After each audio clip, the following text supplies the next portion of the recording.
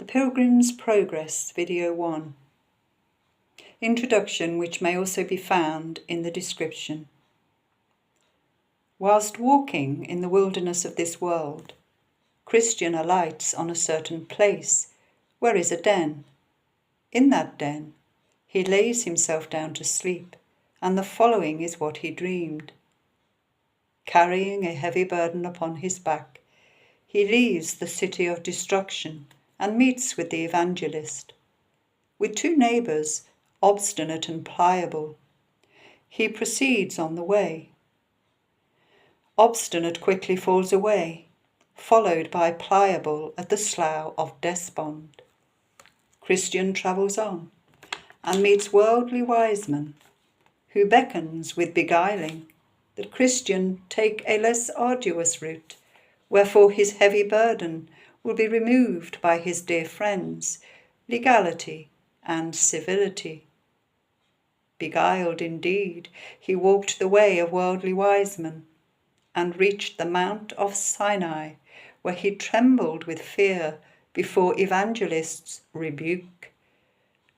He later meets with goodwill, passion and patience, and in the parlour rests before the man who sighed the everlasting caution, and a vision of judgment terrible undid him till he was undone. But at last Christian loses his burden and goes on his way rejoicing. End of introduction. The Pilgrim's Progress in the similitude of a dream. As I walked through the wilderness of this world, I lighted on a certain place where was a den, and laid me down in that place to sleep. And as I slept, I dreamed a dream. I dreamed, and behold, I saw a man clothed with rags, standing in a certain place, with his face from his own house, a book in his hand, and a great burden upon his back. I looked and saw him open the book, and read therein, and as he read, he wept and trembled. Not being able longer to contain, he brake out with a lamentable cry, saying, "What shall I do?" In this plight, therefore, he went home, and restrained himself as long as he could, that his wife and children should not perceive his distress. But he could not be silent long, because that his trouble increased. Wherefore at length he brake his mind to his wife and children, and thus he began to talk to them. "O my dear wife," said he, "and you the children of my bowels, I, your dear friend, am in myself undone, by reason of a burden that lieth hard upon me. Moreover, I am certainly informed that this our city will be burned with fire from heaven, in which fearful overthrow both myself and thee my wife, and you my sweet babes, shall miserably come to ruin, except, the which yet I see not, some way of escape can be found, whereby we may be delivered." At this his relations were so amazed, not for that they believed that what he had said to them was true, but because they thought that some frenzy distemper had gotten into his head. Therefore, it drawing towards night, and they hoping that sleep might settle his brains, with all haste they got him to bed. But the night was as troublesome to him as the day, wherefore, instead of sleeping, he spent it in sighs and tears.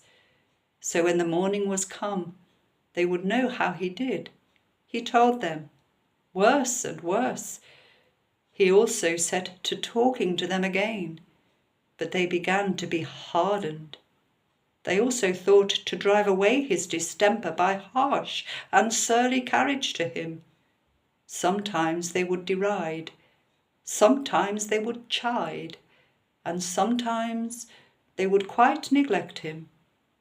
Wherefore he began to retire himself to his chamber, to pray for and pity them, and also to condole his own misery. He would also walk solitarily in the fields, sometimes reading and sometimes praying, and thus for some days he spent his time.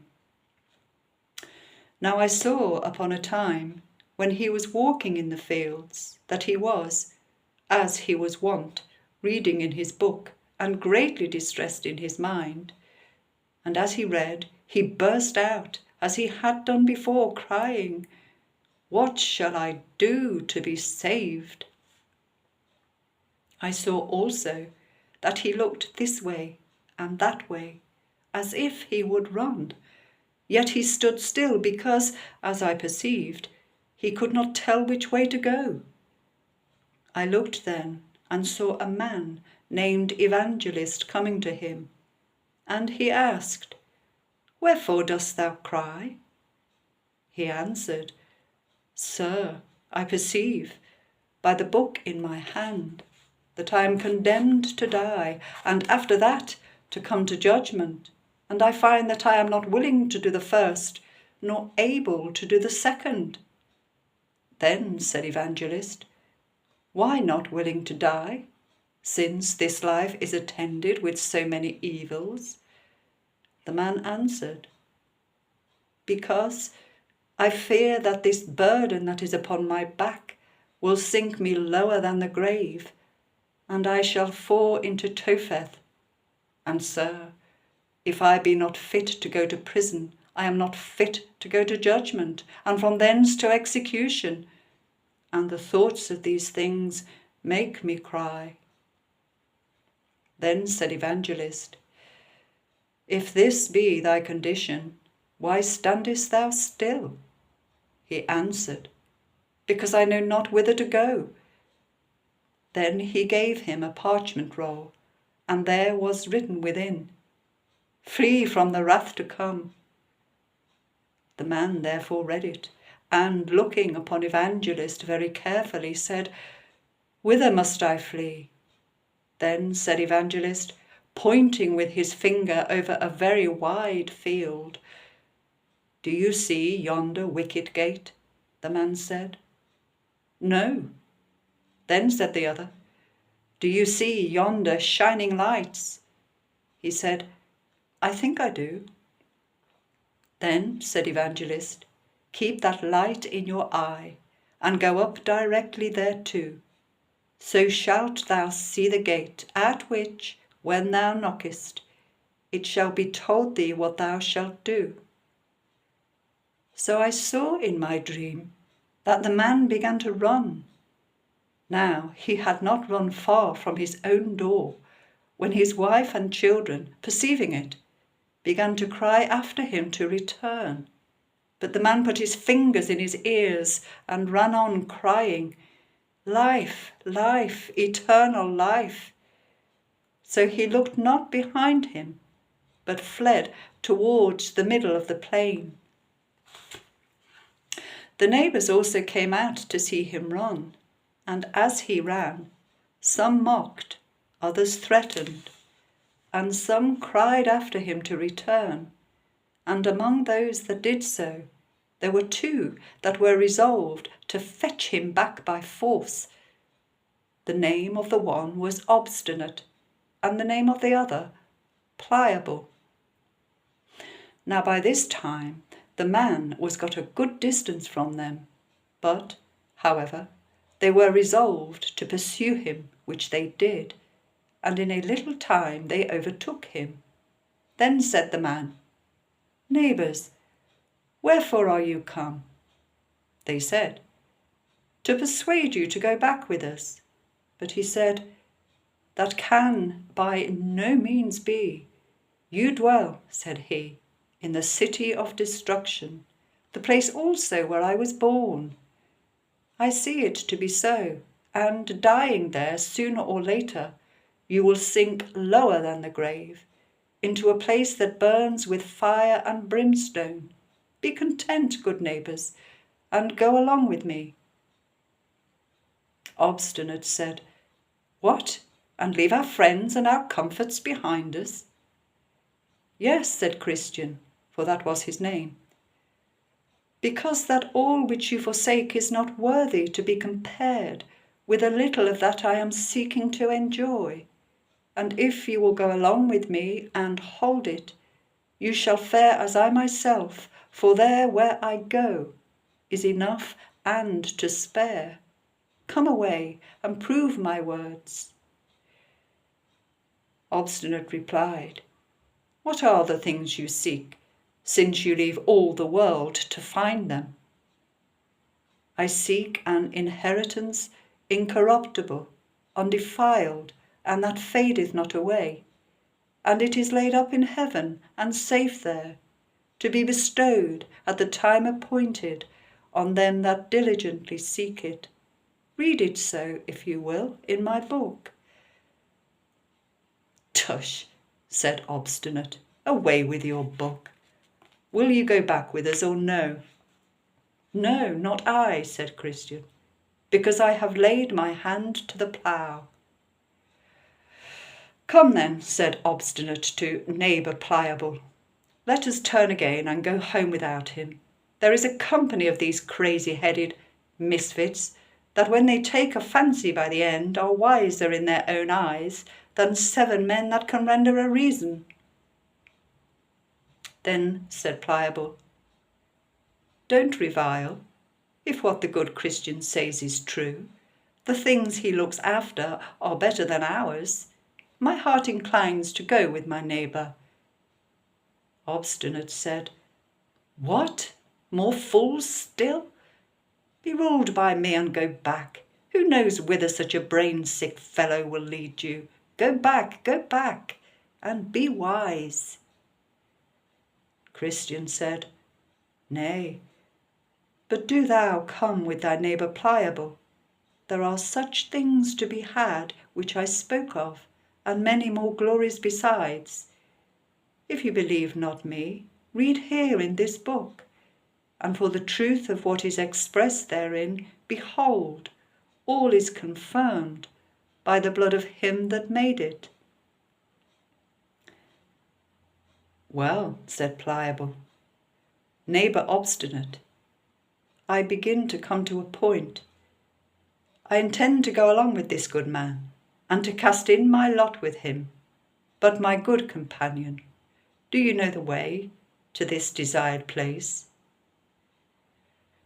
Christian said, I am directed by a man whose name is Evangelist, to speed me to a little gate that is before us, where we shall receive instructions about the way.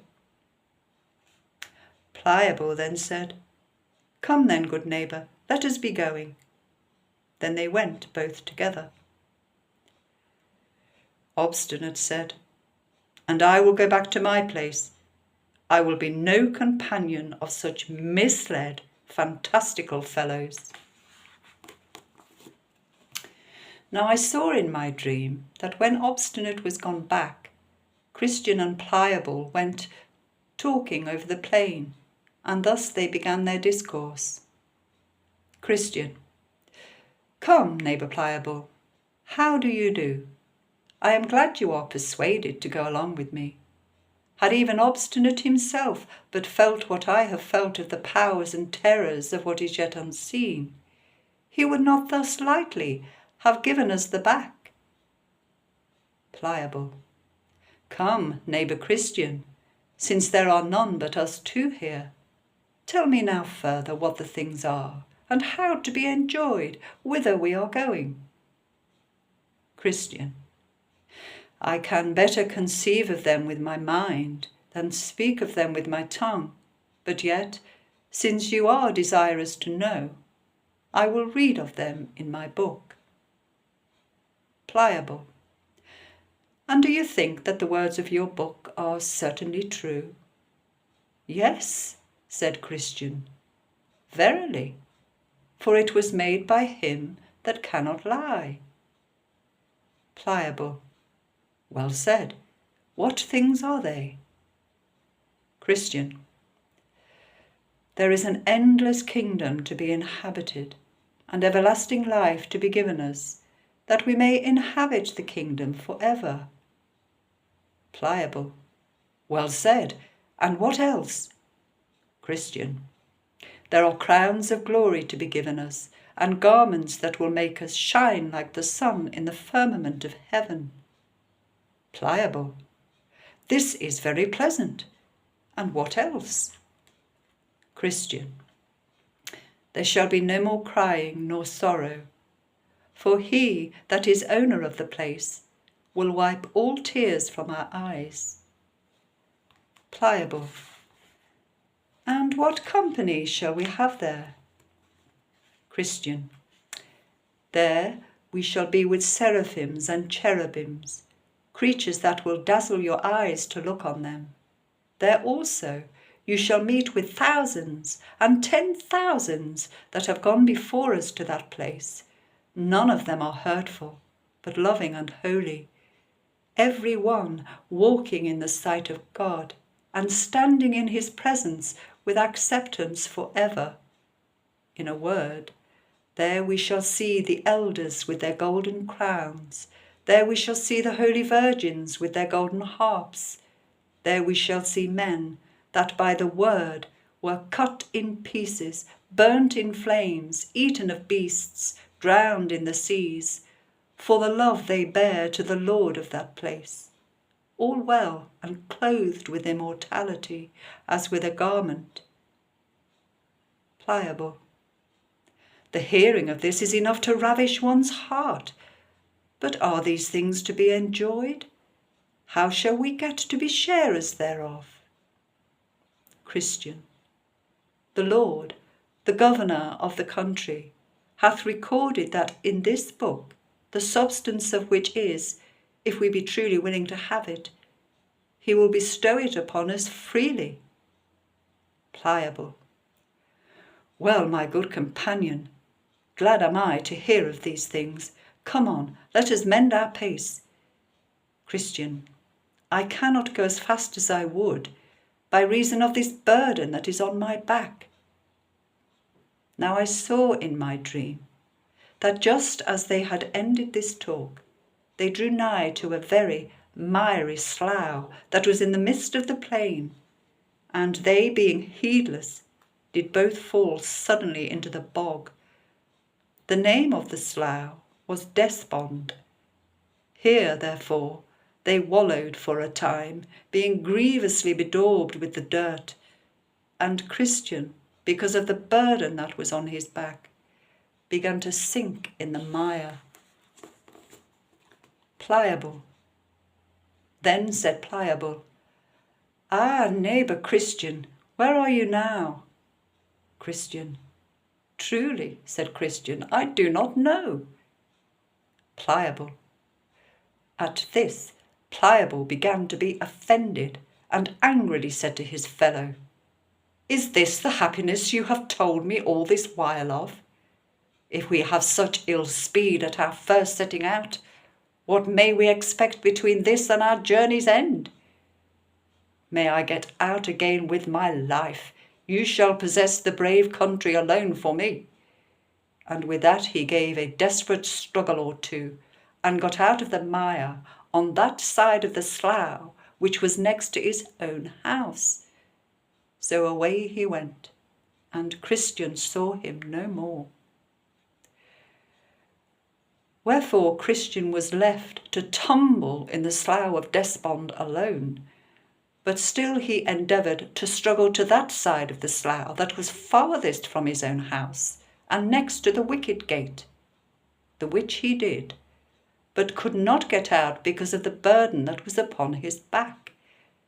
But I beheld in my dream that a man came to him, whose name was Help, and asked him what he did there.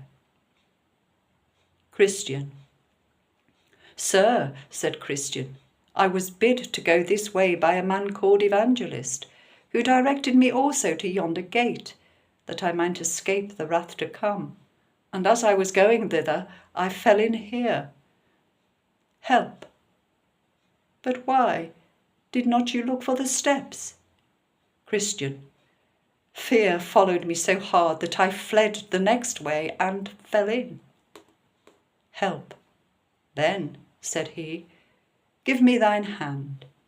So he gave him his hand, and he drew him out, and set him upon sound ground, and bid him go on his way.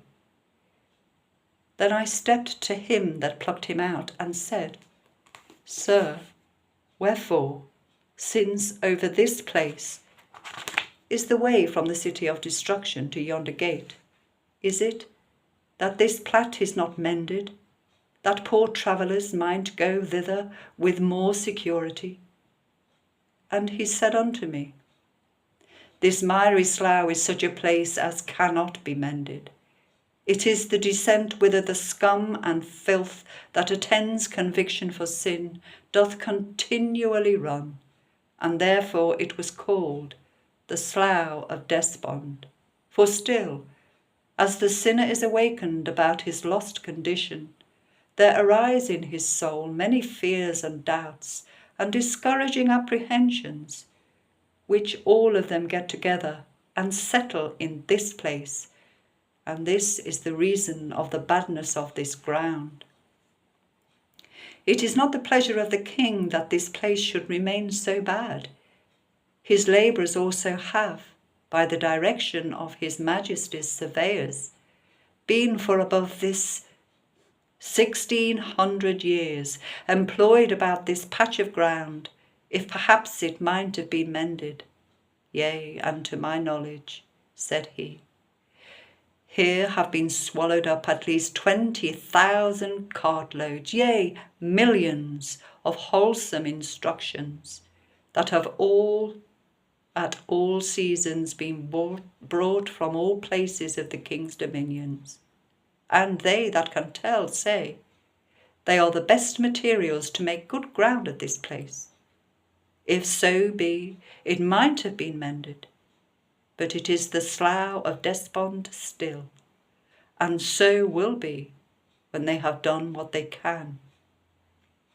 True, there are, by the direction of the lawgiver, certain good and substantial steps placed even through the very midst of this slough, but at such time as this place doth much spew out its filth, as it doth against change of weather, these steps are hardly seen, or if they be, men through dizziness of their own heads step beside, and then they are bemired to purpose, notwithstanding the steps there, but the ground is good when they are once got in at the gate.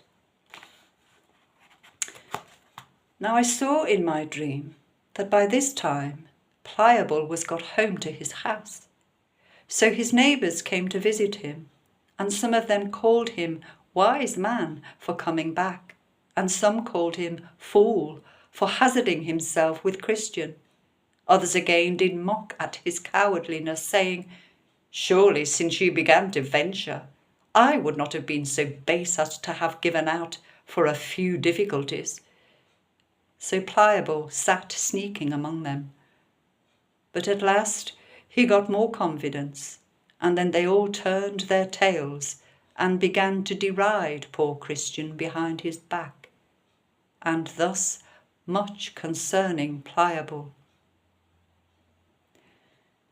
Now as Christian was walking solitarily by himself, he espied one afar off coming across over the field to meet him, and their hap was to meet just as they were crossing the way of each other. The gentleman's name that met him was Mr. Worldly Wiseman. He dwelt in the town of Carnal Policy, a very great town, and also hard by from whence Christian came.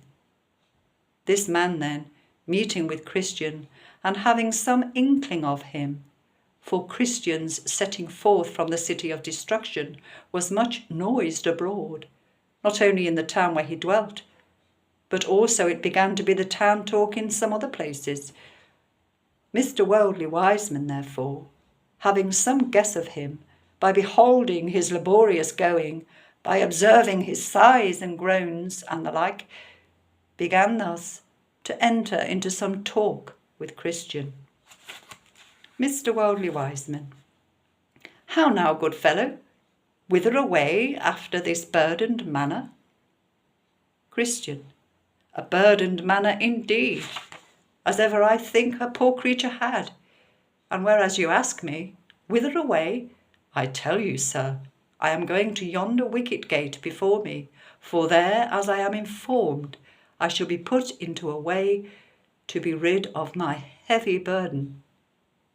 Mr. Worldly Wiseman. Hast thou a wife and children?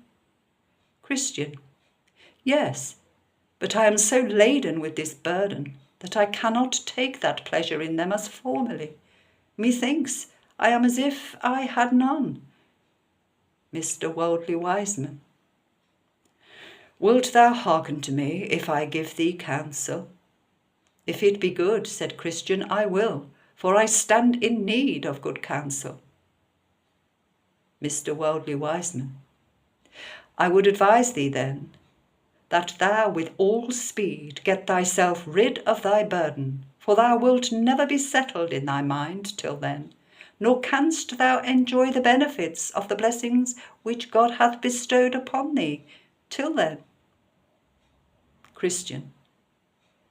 That is that which I seek for, ever to be rid of this heavy burden, but get it off myself I cannot, nor is there any man in our country that can take it off my shoulders. Therefore am I going this way, as I told you, that I may be rid of my burden. Mr. Worldly Wiseman. Who bid thee go this way to be rid of thy burden? Christian. A man that appeared to me to be a very great and honourable person. His name, as I remember, is Evangelist. Mr. Worldly Wiseman. I beshrew him for his counsel. There is not a more dangerous and troublesome way in the world than is that into which he hath directed thee, and that thou shalt find if thou wilt be ruled by his counsel. Thou hast met with something, as I perceive, already, for I see the dirt of the Slough of Despond is upon thee. But that slough is the beginning of the sorrows that do attend those that go in that way. Hear me, I am older than thou. Thou art like to meet with, in the way which thou goest, wearisomeness, painfulness, hunger, perils, nakedness, sword, lions, dragons, darkness, and, in a word, death and what not. These things are certainly true, having been confirmed by many testimonies, and should a man so carelessly cast away himself by giving heed to a stranger? Christian. Why, sir, this burden on my back is more terrible to me than all these things which you have mentioned. Nay, methinks I care not what I meet with in this way, if so be I can also meet with deliverance from my burden. Mr. Worldly Wiseman. How camest thou by thy burden at first? Christian. By reading this book in my hand. Mr. Worldly Wiseman. I thought so. And it has happened unto thee as to other weak men who, meddling with things too high for them, do suddenly fall into thy distractions, which distractions do not only unman men, as thine I perceive have done thee, but they have run them upon desperate ventures to obtain they know not what. Christian. I know what I would obtain. It is ease from my heavy burden. Mr. Worldly Wiseman. But why wilt thou seek for ease this way, seeing so many dangers attend it, especially since, hadst thou but patience to hear me, I could direct thee to the obtaining of what thou desirest, without the dangers that thou in this way wilt run thyself into. Yea, and the remedy is at hand. Besides, I will add, that instead of those dangers, thou shalt meet with much safety, friendship, and content. Christian. Sir, I pray, open this secret to me. End of video 1.